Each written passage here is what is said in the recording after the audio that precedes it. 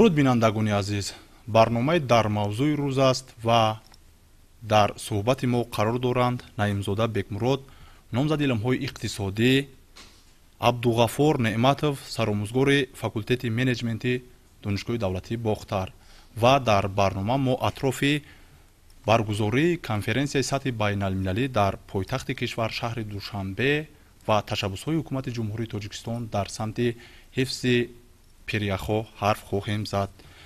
бевосита дар пойтахти Тоҷикистон шаҳри Душанбе дар доираи конференсияи байналмилалии сатҳи баланд оид ба ҳифзи пиряхҳо ки аз 29 то 31 майи соли ҷорӣ баргузори даҳҳо чорабиниҳои гуногун дар самти ҳифзу нигаҳдориҳои обу иқлим ва пиряхҳои Тоҷикистон равона шудааст, ҳарф хоҳем зад. конференсияи байналмилалии сатҳи баланд оид ба ҳифзи пиряхҳо чӣ аҳамият ва нақши стратегӣ дар мубориза бо тағйирёбии иқлим дорад? ин дар асоси эълон гардидани соли 2025 соли ҳифзи пиряхҳо мебошад. дар кори конференс намояндагони 80 давлати ҷаҳон, қариб 2500 меҳмонону коршиносон фаъолият доранд. дар кори конференс 8 форум, 18 чорабинӣ, инчунин дигар корҳо ба нақша гирифта шудаанд. умуман дар кори конференс намояндагони созмони милали муттаҳид, дабири кулли иттиҳоди давлатҳои мустақил, дабири кулли созмони ҳамкории Шанхай ва дигар коршиносони сатҳи баланд ширкат меварзанд. таваҷҷӯҳи ҳукумати ҷумҳурии Тоҷикистон, хусусан ҷомеаи ҷаҳонӣ ба ҳифзу нигаҳдории ҳамин дороҳои табиат, хусусан пирях мебошад. ва чӣ гуна ташаббусҳои Тоҷикистон барои эълони соли байналмилалии ҳифзи пиряхҳо дар маҷмӯаи умумии созмони милали муттаҳид эътироф карда шуд ва чунин конференси сатҳи баланд дар шаҳри Душанбе доира гардида истодааст. дар воқеъ имрӯз дар маркази пойтахтамон шаҳри Душанбе конференсияи сатҳи байналмилалӣ вобаста ба ҳифзи пиряхҳо баргузор гардида истодааст ки дар воқеъ барои ҳар як фарди тоҷикистони азизи мо боиси хушҳолӣ ва сарфарозист ки чунин конференсҳои сатҳи ҷаҳониро имрӯз мизбониашро тоҷикистони азизи мо доро ҳаст. бубинед ки як чанд сол пештар президенти ҷумҳурии Тоҷикистон муҳтарами Эмомалӣ Раҳмон аз минбарҳои созмони милали муттаҳид борҳо дар баромадҳояшон таъкид намуданд ки воқеан ҳам дур нест он солҳое ки ҷомеаи мутамаддин, ҷомеаи ҷаҳони имрӯзи моро яке аз проблемаҳои хеле калидӣ ва ҷиддӣ фаро хоҳад гирифт ки имрӯз бояд сари он масъала мо ҷиддан таваҷҷӯҳ карда бошем ва барои дучор нагардидани ҷомеаи ҷаҳонӣ ба ин мушкилиҳот имрӯз мо чораҷӯӣ намуда бошем. ва воқеан ҳам ин анамин пешниҳодҳои созандаи пешвои муаззами миллатамон аз минбари бонуфузи созмони милали муттаҳид вобаста буданд ба обу иқлим ва ҳифзи пиряхҳо дар ҷаҳони мутамаддин. ва хушбахтона ана ҳамин пешниҳодҳои созандаи пешвои муаззами миллатамон аз ҷониби ҷомеаи ҷаҳонӣ якдилона пазироӣ карда шуданд ва маҳз ана ҳамин ҷонибдории ҷомеаи ҷаҳонӣ буд ки имрӯз тоҷикистони азиз мизбони конференси сатҳи байналмилалӣ аст ва ҳамон тавре ки мо медонем дар конференси мазкур имрӯз меҳмонҳои аз созмонҳои байналмилалӣ ва кишварҳои гуногун меҳмонҳои боломақом иштирок доранд ва вобаста ба ҳифзи пиряхҳо дар ҷаҳони мутамаддин андешаҳои худшро иброз намуда истоданд. ва чизи дигареро ман мехостам таъкид карда бошам ки ҳар як баромадкунанда ва иштироккунандаи конференс ки имрӯз дар шаҳри Душанбе ҷараён дорад дар баромадҳояшон таъкидан он чизро таъкид менамоянд ки мо бояд имрӯз кореро бояд анҷом диҳем ки вобаста ба пешгирӣ намудани обшавии ҳифзи пиряхҳо дар ҷаҳони мутамаддин то ин ки ин масъала дар ояндаи наздик мушкилотҳои ҷиддитареро болои сайёраи яъне ки аҳолии сайёраи имрӯзи мо яъне ки ворид накарда бошад. ва пешниҳодҳое ки аз ҷониби баромадкунандаҳо дар ин конференсияи сатҳи байналмилалӣ ироа гардида истодааст бори дигар шаҳодати онро медиҳад ки тоҷикистон ташаббускори асосии баргузор намудани чунин конференсҳои сатҳи байналмилалӣ вобаста ба обу иқлим ва ҳифзи пиряхҳо ба ҳисоб меравад.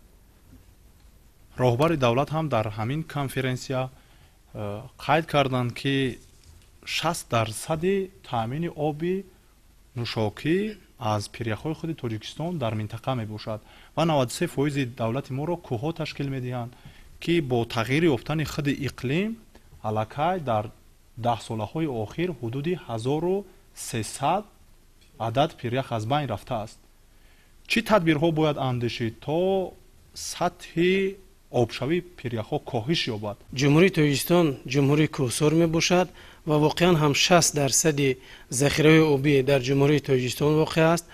از این لحاظ ما باید همه جانبه همین مسئله های حفظ پیریخ‌ها، استفاده ثمرانک آن را مطرح نماییم و گذراندن همین چاره‌بینی یعنی کنفرانسی بین المللی سطح بلند نیز از آن شهادت میدهند که در چنین یک جمعیت سطح بلند کارشناسان، متخصصان و دیگر نمایندگان والا مقام جمع آمده اویدی همین مشکلات ها و پیشگیری همین مسئله تبادل افکار کنیم و پیش روی همین تنزلیابی پیریخ‌ها رو گیریم. چخیلی میدونیم مثلا پیریخ فیتچنکو چخیلی گپ زدیم در بولو علاقه طول 70-80 سال اخیر 1 کیلومتر خود رو تلف داده است. از این لحاظ تلفیابی پیریخ‌ها با تمام اقتصادیات مملکت‌های نه اینکه تاجیکستان بلکه همسایه ضرر دارد.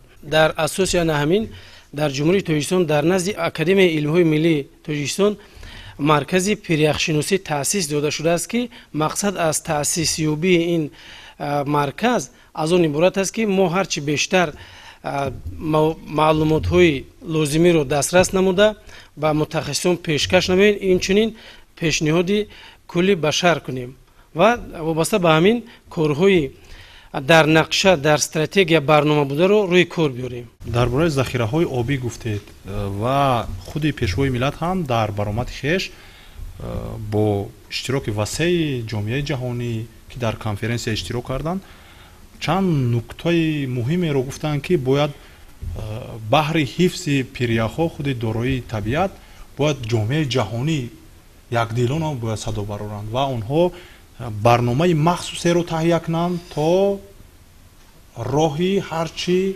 بیشتر آب شدن پیریخ‌ها رو ما گیریم. زیرا اگر تاثیرش این به دولت‌های کوهی زیادتر رسد که منبع اساسی آبی آنها و منبع اساسی خود اقتصاد سبز روانه شود، با دیگر دولت‌هایی که در پایان آب زندگی میکنند در سمت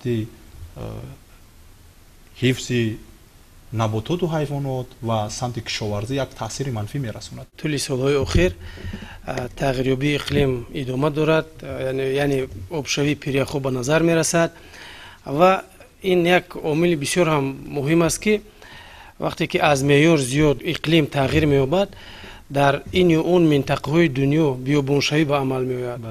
بیابانشوی به عمل آمد مسئله از حساب نارسایی آب بیابانشوی است یا اینکه همون بادهایی که می‌وزند از بیابان‌های ازبکستان و ترکمنستان، خاکباریش‌هایی که ما طول روزهای آخر حتی می‌بینیم، همین دلیل گفته‌های بالا است، چون که تغییریابی اقلیم تاثیر خود رو روز به روز بیشتر گذاشته ایستاده است. همین خاکباریش‌هایی که ما می‌بینیم باد افغانی نیز میگویم با مفهوم دیگر از همین جمهوری ازبکستان و ترکمنستان برداشته شده توسط همین افغانستان به جمهوری ما وارد میشوند. سازمان ملل متحد در نزد خود یک فوند مخصوص برای حفظ پیریخ‌ها علاقه احیا شد. باوری داریم که در همین با تشبوس پیشوای معظم ملتمون و بنیاد همین فوند ما میتوانیم که در یک جایگی با جامعه جهانی هرچی هم باشد پیش روی آبشوی پیریخ‌ها گرفته شود. و چیز دیگر رو باید قید نماییم که آبشوی پیریخ‌ها در نتیجه گرمشوی اقلیم به عمل میاد، ولی گرمشوی اقلیم باشد تحت دو عامل به عمل میاد، یعنی عامل یکم عامل طبیعی است و عامل دوم تاثیر انسان سرشته، یعنی که توسط انسان، یعنی اهالی جهان روز به روز می‌افزاید، طلبات به نعمت‌های مادی می‌افزاید، انسان باید طلبات خود را قانع گرداند. چی گفتنی هستیم؟ یعنی انسان استحصالات هرچی بیشتر زیاد کرده ایستاده است. بنابر همین در نتیجه استحصالات مال‌های صنعتی گازهای کربنات به اتمسفر وارد می‌شود. مقصد از اون عبارت است که در همین کنفرانس هرچی بیشتر متخصصان ساحه باید در سمت استحصالات نیز تکنولوژی نوین رو استفاده برده پرتوهای گازی رو بی‌ضرر کنند این نیز میتواند به همون آبشوی پیریخو کمی هم باشد مساعدت نماید. یا اینکه دیگر سمتی که ما میگیم هر یک مملکت‌هایی که خیلی گفتیم 80 نماینده‌های 80 دولت در این کنفرانس حضور دارند، همه این ما کارهای فهماندهی مثلا مانیتورینگ اکولوژی، بنیاد باغ‌ها، بنیاد همین سبززارها، مایسزارها رو در همون حدود مملکت‌های خود احیا کرده. با این راه واسطه نیز ما میتوانیم همین تغییریابی اقلیم رو معتدل نگاه داریم. ضمن برآمد خویش پیشوای معظم ملتمون تاکید نمودند که پیریخ‌های تاجیکستان منبع تشکل 60% آب آشامیدنی کشورهای آسیای مرکزی را تشکیل می‌دهد. ببینید که امروز تاجیکستان از نگاه تامینات آب در منطقه و در سطح جهانی یکی از موقعیت‌های بسیار استوار و دارا است. بله. هرچند ما دارای ذخیره بزرگی نعمت طبیعت جمله آب هستیم و پیریخ‌های بسیار خوب هم در تاجیکستان وجود دارد و از جانب حکومت مملکت جهت نگهداری آنها کارهای نمایان نیز به انجام رسانده شده باشد هم، ولی در سالهای اخیر مشاهده ها نشان می‌دهد که آبشویی با سرعت پیریخ‌ها نه تنها در جهان متمدن بلکه در تاجیکستان عزیز ما نیز تاثیر خودش را رسانده ایستاده است.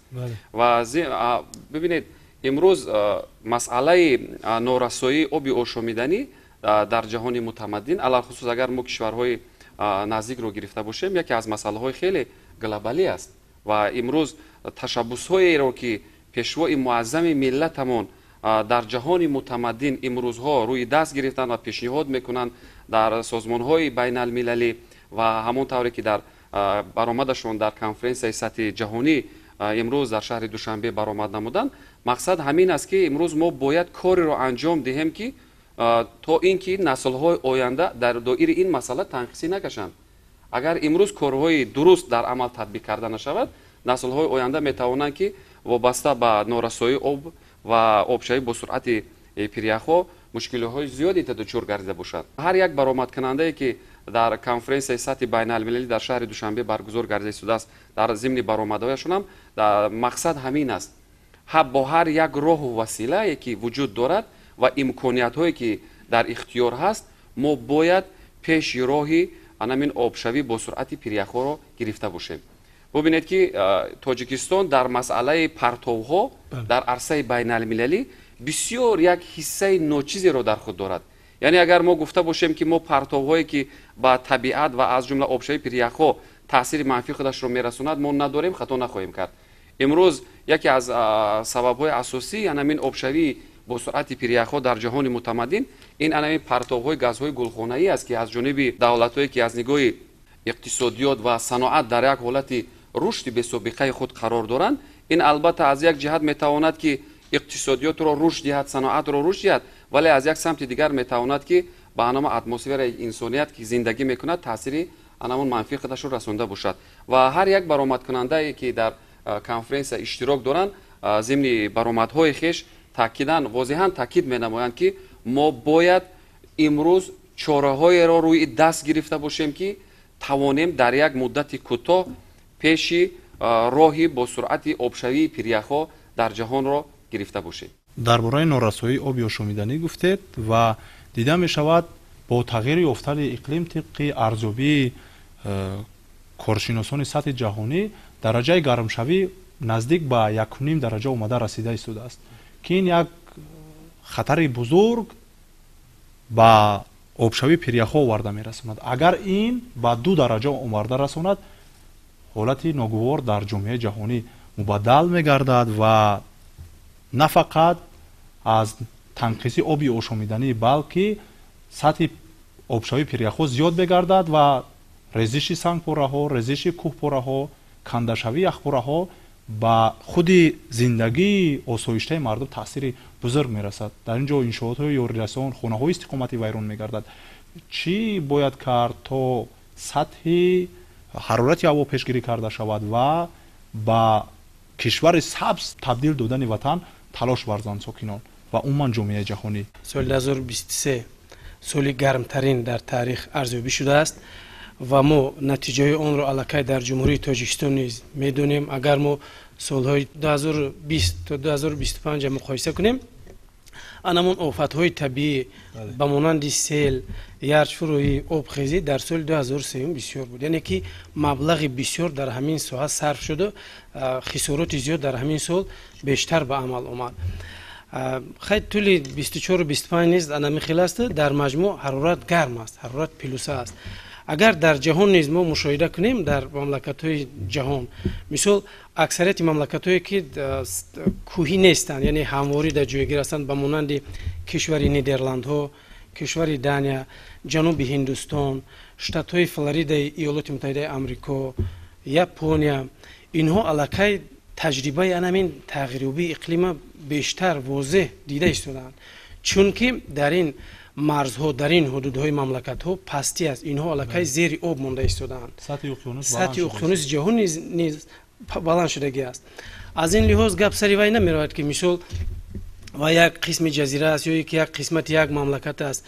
گپ سری وای 50% اهالی جهان در همواری‌ها زندگی می‌کنند. یعنی که این به نهایت مثلا حالت جدی است، یعنی که پیش روی این کار گرفته شود. یا که در کشور نیدرلندها چخیلی که گفتیم این حال یکی از مملکت‌های ترقی کرده است، نوبسته از مملکتی کوچک بوده نشد 10 میلیون اهالی داشتنش و 10 ساله است که با طبیعت مبارزه می‌برد. یعنی که سطح مملکت از سطح میانه اقیانوس پست است و توسط همین بادبانک‌ها آبی هر یک وجب زمین رو پلانتاسیا کرده، آبی اون رو توسط دریناژها گرفته بعد اون طرف میپرتاید به اقیانوس و با جهیده به همون دریناژها وارد میشود. یعنی که این تجربه را بعضی مملکت‌ها سالهاست میبینند.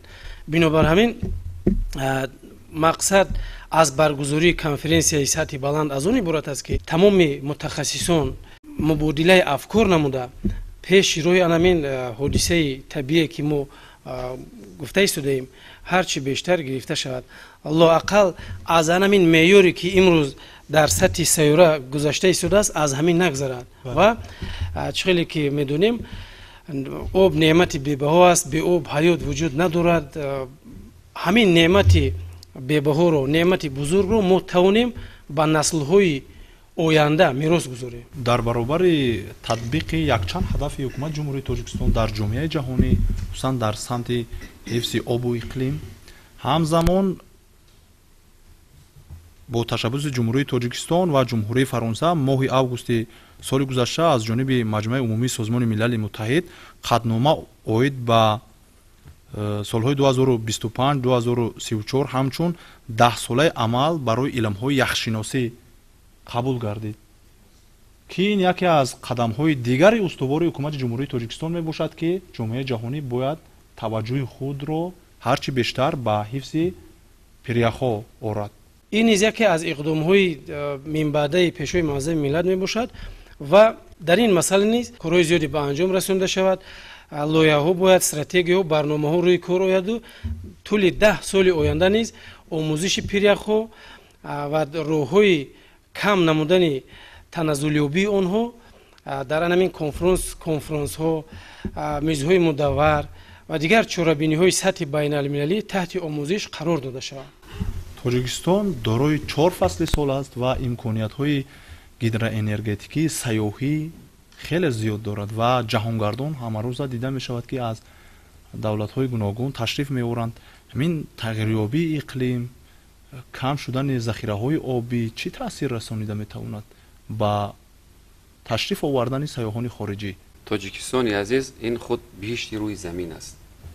ما با داشتن تاریخ و فرهنگ، مکان‌های سیاحی، طبیعت زیبا در منطقه و در عرصه بین المللی شهرتیار گردیدگی و جامعه جهانی ما تاجیکستان عزیز را با داشتن چنین طبیعت نادر و افسانه‌ای میشناسند و همچون سیاح به کشور ما تشریف میارند و خوشبختانه همونطوری که از معلومات‌های آماری به ما برمی‌آید سال تا سال شماره گردشگران خارجی به کشور عزیز ما زیاد گشته ایستاده است که این واقعا هم برای هر یک فرد این وطن عزیز ما باعث خوشحالی و سرفرازی است. یکی مسئله هایی که در واقع میتواند جهت کاهش یافتن شماره گردشگران و سیاحان با کشور و دیگر کشورهای جهانی متمدن البته تاثیر منفی خودش را رسانده باشد، این به واسطه همین حالت تغییریابی اقلیم به حساب می رود. سالهای اخیر از نگاه تحلیل کارشناسان حتی پیشنهادها شده است که در سالهای نه چندان دور بعضا کشورهای قطعه اروپا از حساب آبشوی با سرعت پیریخ‌ها و بلند گردن آنمان آب اقیانوس‌ها بعضا منطقه ها می تواند حتی منطقه های اهالینشین زیر آب مانده باشد. بعضا منطقه هایی که امروز از نگاه آنمان سازمان عمومی جهانی سیاحی پیشنهاد کرده شده است که این منطقه ها همچون یک منطقه های نادر سیاحی شناخته شده بودند. بله. و این در سالهای نزدیک که همونطوری که کارشناسان مسائل های مربوط به حفظ پیریخ‌ها پیشنهاد می‌نمایند، اگر امروز چاره‌ها اندیشیده نشود، این میتواند که در سالهای آینده، در سالهای نه چندان دور تأثیر به وسیع خودش را به این دولت‌ها رسانده باشد. و تاجیکستان عزیز همچون یک عضو جامعه کامل حقوقی جهانی از این گونه حالت‌ها استثنا نیست. هرچند ما همونطوری که تاکید نمودیم در مسئله ذخیره‌های طبیعی از جمله آب و حفظ پیریخ‌ها در جهان یکی از زینه‌های خیلی بالا قرار داریم و خوشبختانه از جانب حکومت مملکت همه امکانات و چاره‌ها جهت حفظ این نعمت بی‌بها چاره اندیشی شده ایستاده است. لیکن به واسطه انا همین آبشوی با سرعت حفظ پیریخ‌ها در جهان متمدن ببینید که تاثیر منفیش البته به تاجیکستان ما نیز در سالهای اخیر رسیده ایستاده است. و امروز جامعه جهانی علاوه خصوص حکومت مملکت و هر یک ساکن کشور عزیزمان باید که در مسئله پیشگیری نمودن یعنی آبشوی حفظ پیریخ‌ها و سهم ارزشمند خودشان رو یعنی که ما گذاشته باشیم. یعنی که با کدام راه و وسیله‌ای که نباشد امروز هر یک فرد جامعه امروز ما نیز باید که همین سهم خودشان رو ما گذاریم تا اینکه توانسته باشیم که در مسئله پیشگیری نمودن آبشوی همین حفظ پیریخ‌ها سهم گذار باشیم و توانیم که با همون کارهای سازنده خود همون شماره گردشگران سیاحان خارجی را به مملکت عزیزمان سال تا سال افزایش داده باشیم، زیرا که افزایش یابی شماره گردشگران خارجی به مملکت ما از نگاه اقتصادی میتواند که بسیار تاثیر مثبت خودش را رسانده باشد. زیرا تحلیل های کارشناسان نشان میدهد که هر یک سیاحی که وارد می شود به مملکت و در یک مدت معینی که وی استقامت میکند میتواند که از حجم از 750 تا 1000 دلار آمریکایی خراجات کرده باشد. ببینید این زمینه میگذارد به رشد هنرهای مردمی، این زمینه میگذارد به رشد یعنی کسب و کارها در منطقه های گوناگون مملکتمان و البته این به بهتر شدن سطح زندگی مردم ما تاثیر مثبت خودش را میرساند و در نهایت این میتواند هم تاجیکستان عزیز را در عرصه بین المللی همچون یک کشور دارای امکانیت و ذخیره‌های بزرگ طبیعی معرفی کرده باشد و با این وسیله ما میتوانیم که اقتصادیات مملکت خویش را در یک مدت کوتاه خیلی هم خوب رشد داده باشه. درست همین است که حکومت جمهوری تاجیکستان بهر عملی نمودن چنین هدفها یک چند برنامه‌های دولتی را تطبیق کرده است و بهر عملی آن ساختارهای گوناگون موظف شدند. کشور ما دارای ذخیره‌های بزرگی گیدروانرژتیکی می باشد و این منبع‌ها باعث می گردد که ما از آن همچون انرژیای برق استفاده می بریم و نیروگاه‌های ما پر را از ذخیره‌های آبی می باشد و با کشور سبز تبدیل دادن هم یکی از هدف‌های خود حکومت جمهوری تاجیکستان می باشد که تا سال 2037 باید تاجیکستان پر را با کشور سبز تبدیل یابد. شما کارشناسی همین سمت هستید، چی باید تدبیرها رو اندیشید تا واقعا هم تاجیکستان با دولتی همچون سبز تبدیل یابد؟ جمهوری تاجیکستان عین حال 98% انرژی خود را از نیروگاه‌های برقی آبی تولید می‌نماید. این به واسطه در جهان چنین مملکت‌ها کمی در کم هستند. مثلا مملکت‌هایی هستند که 100% نیروی خود را از نیروگاه‌های حرارتی، مثلا جمهوری آفریقای جنوبی در قاره آفریقا پورا 100% نیروی خود را از نیروگاه‌های حرارتی یعنی که توسط سوزش انگشت تولید می‌کند. تصور کنید که این تغییریابی اقلیم ما همین مسئله ها رو وای میکنیم، یعنی این پیش روی این رو گرفتن در کار. حالت دیگر تو طبق قرار حکومت جمهوری تاجیکستان تا سال 2035 36 باید که 30% همین автомобиль های جمهوری تاجیکستان الکترومبیل گذارد با طریق از مثلا سوزشوری دیزلی و وای با الکترومبیل گذارد. یعنی که حکومت جمهوری تاجیکستان تلاش می‌ورزد که به واسطه با آن همین نوع‌های آلترناتیوی سوزشوری گذارد و این به واسطه با رشد اقتصادی مملکت ما اینکه خیلی قید نمودیم با سیاحی اکولوژی مملکت ما مساعدت کند. مثال در جمهوری ما خیلی که قید کردیم ذخیره زیادی آب ها، کل ها، دریا ها، پیریخ ها بیشتر به نظر می رسد یا اینکه کوهسار بودن جمهوری ما از آن دلالت می دهد که ما در یک وقت رشد سیاحی اکولوژی رو نیز چکار کنیم رشد دهیم به راه مونیم. عین حال سوحه سیاحی در جهان سیومین سوحه سردرآمد است. پس از استخراج نفت و گاز فروش اتومبیل سیومین سوحه محسوب می‌یابد.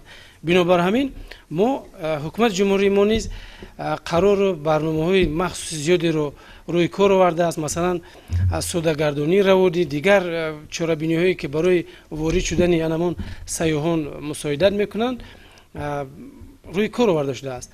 از این لحاظ مخصوصا سیاحی اکولوژی یکی از سوهای موثر است. سیاحی اکولوژی چه اهمیت دارد؟ اهمیت اون پیش از همه برای اون است که ما هرچی بیشتر معرفت اهالی رو برای حفظ نمون طبیعت وادار میکنیم و اینچنین درآمد زیاد به دست میبریم.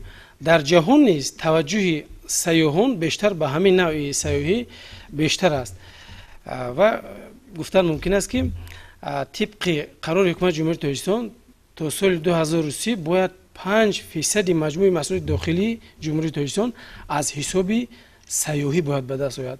عین حال همین مجموع محصولات داخلی از حساب سیاحی 1% رو تشکیل میکنه در جمهوری تاجیکستان. نگفته نماند که از سوهای سیاحی مملکت‌هایی هستند که 70-80% درآمد خود رو یعنی مجموع 70-80% مجموع محصولات داخلی آنها از حساب سیاحی است. مثلا ما گفته میتوانیم که جمهوری کوستاریکا یکی از مملکت‌های بود که دیر باز مستملکه بود در آمریکای لاتینی. این کشور وقتی صاحب اختیار میشود قانون و قرارهای خود رو نمیخواد میبرد که طبیعت حفظ کرده شود. مملکت‌های همسایه همین جنگلزارهای خود رو نیست و تاراج کردن. این مملکت عین حال یعنی که تصور کنید که 70-80% مجموع محصولات داخلی از سوحه سیاحی است. یا که کشور جزیروی مالتا ما نیز همین تجربه همین مملکت‌ها رو باید استفاده بریم چون که 22% مرز جمهوری ما با منطقه‌های حفظ شونده داخل میشوند. ما به واسطه امکانات همین استوای تشکیل رشد سیاحی اکولوژی رو داریم و مملکتمون رو با مملکت سبز یعنی اقتصادیات سبز تبدیل دهیم. انتظاری‌ها از این کنفرانس چی است؟ چی می‌دهد با جامعه جهانی خصوصا با کشور ما؟ انتظاری‌ها از کنفرانس سطح جهانی در شهر دوشنبه خیلی زیاد است.